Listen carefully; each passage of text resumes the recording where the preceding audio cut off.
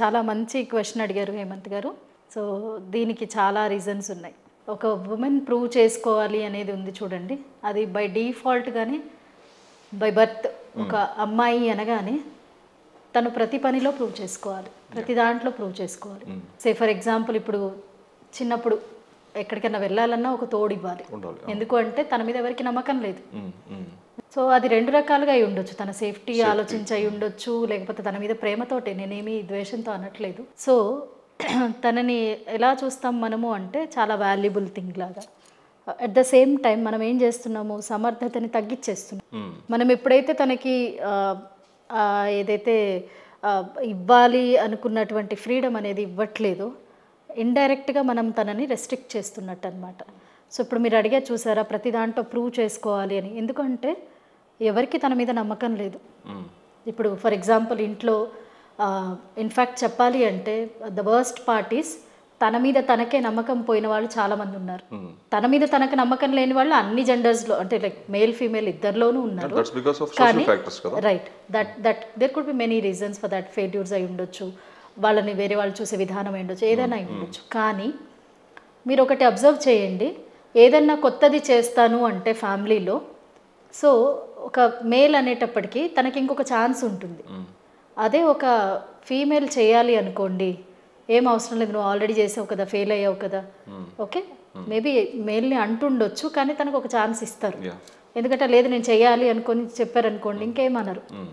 అదే ఒక ఫీమేల్ అనుకోండి, నో అవసరం లేదు, నువ్వు ఏం చేయక్కర్లేదు, ఆగిపో, ఆల్రెడీ నువ్వు చేసి ఫెయిల్ అయిపోయావు అని ఆపేస్తాం మనం.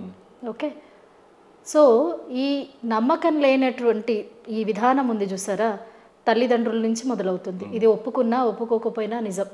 కానీ చాలా వరకు తగ్గిందనే చెప్పుకోవాలి. ఇప్పుడున్న చాలా వరకు తగ్గింది. కాకపోతే ఏంటి అంటే ఇప్పుడు అందరు మనుషులు ఒకలాగా ఉండరు కదా, అందరు అండర్స్టాండింగ్ లెవెల్స్ ఒకలాగా ఉంటాం. సో ఒక విమెన్ అనేసరికి ప్రతి చోట ప్రూవ్ చేసుకోవడం, ఎందుకంటే విమెన్ ఈజ్ మల్టీఫేసిటెడ్. బికాస్ ప్రతి చోట తను ఒక అమ్మలాగా ఉండాలి, భార్యలాగా, అక్కలాగా, చెల్లిలాగా, వర్కింగ్ ఉమెన్ అయితే ఆఫీస్లో. సో ప్రతి ఒక్కరి దగ్గర తన కేపబిలిటీస్ ప్రూవ్ చేసుకోవాలి ఖచ్చితంగా, లేకపోతే తనకు ఆ ఇంపార్టెన్స్ ఉండదు. ఇది నిజం, ఒప్పుకున్నా ఒప్పుకోకపోయినా నిజం. భర్త దగ్గర ప్రూవ్ చేసుకోవాలి, అత్తమామల దగ్గర ప్రూవ్ చేసుకోవాలి, ఆడపడుచుల దగ్గర ప్రూవ్ చేసుకోవాలి, తోడికోడళ్ళు, ఫ్యామిలీ అందరి దగ్గర ప్రూవ్ చేసుకోవాలి, ప్రతి చోట ప్రూవ్ చేసుకుంటుండాలి, లేకపోతే తనకు ఆ ఇంపార్టెన్స్ ఉండదు. ఓకే, ఇదొకటి. అసలు ఎందుకు ప్రూవ్ చేసుకోవాలి అంటే చూడండి, చాలామంది అసలు ప్రూవ్ చేసుకోవాలి అనే ఆలోచన నుంచే డీవియేట్ అయిపోయి చాలా సంవత్సరాలు అయిపోయింది. వాళ్ళు ఏమి ట్రై చేయట్లేదు. ఎందుకు అంటే ప్రతి చోట ప్రూవ్ చేసుకోవాలంటే ఎవరికి ఓపిక ఉంటుంది చెప్పండి. మీరు 10 మంది ఉన్నారు, 10 మంది దగ్గర నేను ప్రూవ్ చేసుకోవాలి అంటే కష్టం కదా. అంటే they are doing their work కదా, అంటే వాళ్ళు చేసే పని ఎట్లా చేస్తున్నారు, వాళ్ళు చేసే పని పర్టిక్యులర్గా దాంట్లో ప్రూవ్ చేసుకోవడానికి ఏముంది, ఎవరికి ప్రూవ్ చేసుకోవాలి చెప్తాను. ఎందుకు ప్రూవ్ చేసుకోవాలి, అసలు ఎవరికి ప్రూవ్ చేసుకోవాలి అంటే ఒక రకంగా ఇండైరెక్ట్గా మన ఫీమేల్ మైండ్ సెట్ దానికి రీజన్. ఎగ్జాంపుల్ ఏంటి అంటే వీళ్ళు ఏదైనా చేశారనుకోండి, ఇది బాగుంది అని, లేకపోతే నేను చాలా బాగా చేశాను అనేటువంటి నమ్మకము ముందు వీళ్ళకు ఉండదు. ఓకే, అది పెరిగిన వాతావరణాన్ని బట్టి అయి ఉండొచ్చు, లేకపోతే ఫేస్ చేసిన సిచ్యువేషన్స్ని బట్టి అయి ఉండొచ్చు. సో ప్రతిదానికి చిన్న పెద్దదానికి సింపుల్ ఎగ్జాంపుల్ చెప్తాను చూడండి. అది ఎక్కడ మొదలవుతుంది అంటే మనం ఒక చీర కొనాలనుకోండి, అది మనం కొంటాం, నచ్చుతుంది, గంట సేపు షాపింగ్ చేస్తాము, 10 చీరలు తిరిగేస్తాము, కొంటాం. కానీ ఈ కొన్న చీర ఇంకెవరన్నా బాగుంది అనే వరకు మనకు సాటిస్ఫాక్షన్ ఉండదు. అది మనం 100 రూపాయలు పెట్టి కొన్నా, 1,00,000 రూపాయలు పెట్టి కొన్నా, మనం అది కట్టుకున్న తర్వాత ఒక ఫంక్షన్కి వెళ్ళాము, ఎవరు పట్టించుకోలేదు, ఇగ్నోర్ చేశారనుకోండి, తెలియని బాధ ఎంత ఉంటుందో తెలుసా మీకు. అంటే ఎవరు నన్ను చూడలేదు, ఎవరు పట్టించుకోలేదు, నేను ఇంత బాగా రెడీ అయినా అంటే వీళ్ళ కోసం వీళ్ళు చేయరనమాట. సో ఎవరో ఒకరు రావాలి, వీళ్ళని గుర్తించాలి, అప్రిషియేట్ చేయాలి. అప్రిసియేషన్ ఈజ్ ఓకే, ప్రతి మనిషిలో ఎక్స్పెక్టేషన్ ఉంటుంది. కానీ మీరు ఒక మేల్ చూడండి, మంచి కాస్ట్లీ సూట్ వేసుకొని ఎవరు అప్రిషియేట్ చేయకపోయినా they'll carry that throughout that function. He will not expect, even ఏది వేసుకున్నా వాళ్ళు ఏం ఎక్స్పెక్ట్ చేయరు. లేడీస్ మెంటాలిటీ అలా ఉండదు. ఎవరో ఒకరు రావాలి, అబ్బాయి ఇది చాలా బాగుంది, ఎక్కడ కొన్నావు, ఏ షాప్లో, ఎంత పడింది అంటే కానీ మన ఈగో సాటిస్ఫై అవ్వదు అనమాట. అది నేచురల్ ప్రాబ్లం అండి, అంటే జనరల్గా లేడీస్ కి ఉన్న ప్రాబ్లమా, లేకపోతే అది ఇక్కడ ఒక చోట ఆగిపోదు, ఇక్కడ ఒక చోట ఆగిపోదు.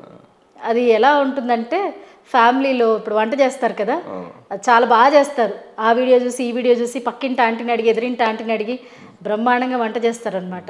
ఓకే, అది రెగ్యులర్గా చేసే పనే. ఓకే, సో తినేటప్పుడు బాగుందా బాగుందా బాగుందా అని 10 సార్లు అడిగి అది బాగుంది అని ఏ మూడ్లో చెప్తున్నారు, చాలా బాగుంది సూపర్ ఉంది అనాలి.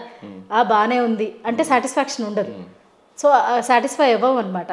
ఇది తప్పు రైట్ అని నేను చెప్పట్లేదు, ఇక్కడ జనరల్గా మాట్లాడుతున్నాను. ఓకే, సో ఇప్పుడు మనం చాలా బాగా చేసాం కదా, ఎగ్జాంపుల్కి ఇవాళ చాలా బాగా కుదిరింది కర్రీ కదా అంటే అయిపోతుంది కదా. మనం ఎందుకు ఒపీనియన్ అడగాలి, అది బాగా వచ్చిందని మనకు తెలుసు, కానీ ఎవరో ఒకరు దాన్ని సర్టిఫై చేయాలి. కరెక్ట్, అవతల చెప్పే పర్సన్ అసలు ప్రతిసారి అలా చెప్పే పరిస్థితి ఉండకపోవచ్చు కదా, అలా స్ట్రెస్లు కానీ వీళ్ళు ఎక్స్పెక్ట్ చేస్తూ ఉంటారు అనమాట. అట్లాంటి ఏమంటే మెంటల్లీ అట్లా డిపెండెన్సీ అనేది పెరిగిపోయింది. సో దానివల్ల ఏమవుతుంది అంటే జనరల్గా లేడీస్కి ఫ్యామిలీలో ఎక్కడ అసలు వీళ్ళ మీద నమ్మకాన్ని రాక, లేకపోతే ఇప్పుడు కొంత ఎక్కువ డబ్బులు ఇవ్వాలనుకోండి, జనరల్గా అబ్బాయికి ఇస్తారు కానీ అమ్మాయి చేతికి ఇవ్వరు. ఎందుకంటే తిను హ్యాండిల్ చేయలేదేమో, అంటే తనకు అసలు అలాంటి హ్యాండిల్ చేసే సిచ్యువేషన్ రాకపోయి ఉండొచ్చు, లేదా తన కేపబిలిటీ ఏంటో తెలియదు. బట్ స్టిల్ అండర్ ఎస్టిమేట్ చేస్తారనమాట, ఇవ్వరు, అంత తొందరగా నమ్మరు. ఓకే, సో ఇది ఇలా అలవాటు అయిపోయి ఏంటంటే మన మీద మనకే నమ్మకం పోయింది. మన దేశానికి ఫైనాన్స్ మినిస్టర్ లేడీ కదండి ఇప్పుడు. లేడీ